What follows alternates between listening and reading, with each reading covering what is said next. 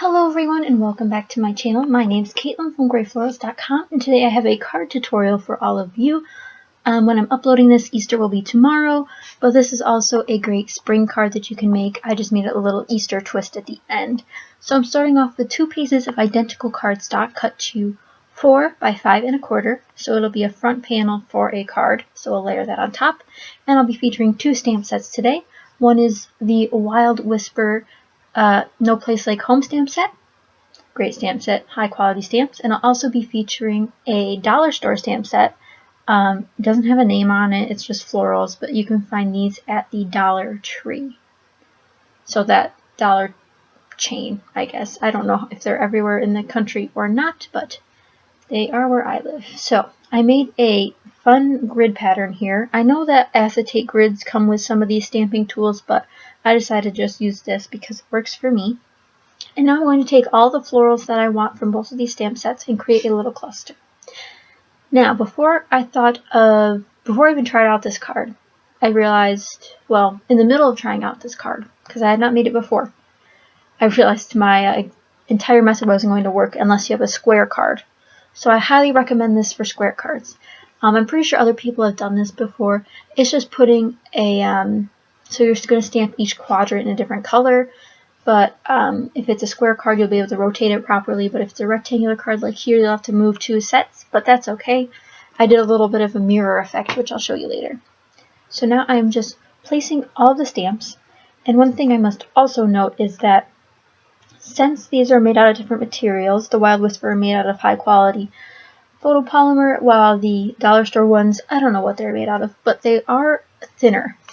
So I did have trouble stamping them. So if you're doing this with a Stamp-A-Majig or some other stamping tool which you don't have like this window clear cover to pick up all the stamps, it may be a little bit more difficult.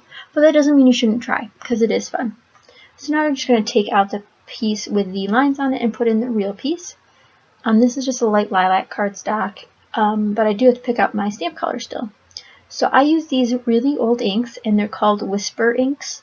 No idea where they're from because they were hand-me-down scrapbooking item, but I just pulled out 4 colors. I'm doing 2 purples, a blue, and a green. But I will change out the green shade that I picked. So I'm starting with the lighter purple. And the great thing about these stamping tools is that you can stamp it multiple times and get a darker impression. I know this one is hard to find now, so if you'd like a stamping tool, there are several other ones on the market. So you're going to stamp that in one color, clean the stamps off, and then we're going to rotate our paper here.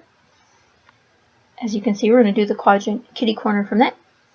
And I'm using the second purple ink, which is a little bit darker, I think, or a little bit more blue, a cooler toned purple, if you will. And so my plan at this point was to keep turning it, but as soon as I realized I couldn't get to the other 2 corners, I realized I gotta fix this. So what I'll end up doing is cleaning all of the stamps and then replacing them using my grid sheet that I made. And I'm going to go for a mirrored effect. So you can see how the big flower was in the center of those panels. Well, now I want the big flower to be on the outside corner of all those other 2 panels that I have to create a little, so I'm checking here how to be mirrored. So I'm going to mirror that in the outside corner and then put everything back where it was essentially. Which is harder than it looks, but I got it kind of right.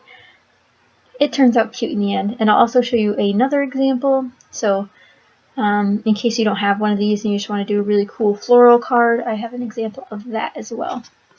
And if you want more up-close photos and more size details, I definitely have those over on my blog. But for now, I'm going to stamp the second part of this panel.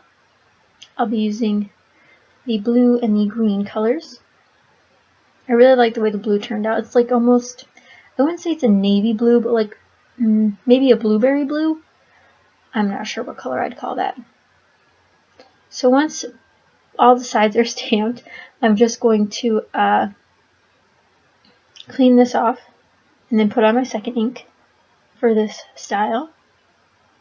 So it kind of worked, so the flower's now on the outside corners, which is fun. I wish I did 2 blues and then 2 purples, that would have looked cool, but that green was really ugly, so I'm going to go for a darker green so it doesn't look like mud. And this one's called True Green, I believe, and it's more of like a forest green, so something kind of dark to contrast the purple. So now I have some beautiful spring florals there. Cleaning off my stamps one more time with a baby wipe, and then setting that aside. So now I'm going to make the main element here, which is this Easter sentiment that says keep calm and hop on. Just something really cute to spread some Easter cheer. This is a wood-mounted stamp from Studio G, which you can find at a lot of places, I think. But I'm using Memento black ink to stamp that because I really like how crisp it is with rubber stamps. And I'll just trim that white strip down, and I'll also get some black cardstock out after that. So I ended up stamping this really close to the bottom edge, so I figured you gotta keep all the edges the same, so this was really small. I wish it was a little bit wider, but that's okay. I made it work, and that's creativity is about being flexible. So I'm working with that, and now I'm just going to grab my black cardstock and make a strip. I think I decide on a 1 inch, 1 1/4, something like that, so that can sit on. I really like the stark contrast between the pastels and the black, that's why I did this, but I think I do like my pastels a little bit, so I grab another sheet of the purple cardstock and make a tiny itty bitty, and I mean really small, border of the purple. I don't know why it was so small, but I made it really small. So once all of those were cut, I'm going to glue them down and put them on a card base. So I'm using 110-pound white cardstock and cutting that to be a 4 1/4 by 5 1/2 folded note card. Using my scoring tool to get a crisp edge. So now I'm just going to glue all this down. I really do like the other version I made better, but I really like how this one kind of goes with it. So like everybody kind of has a matching card, but they're all like a little bit different. I really like to do that as well. So my ATG gun is the quickest way to glue all of this down. And then I wish I put this little part on foam adhesive because that would have been really cute, but that's okay. So that is this card, and I also have the other one. But I hope you guys enjoyed, and thank you guys so much for watching.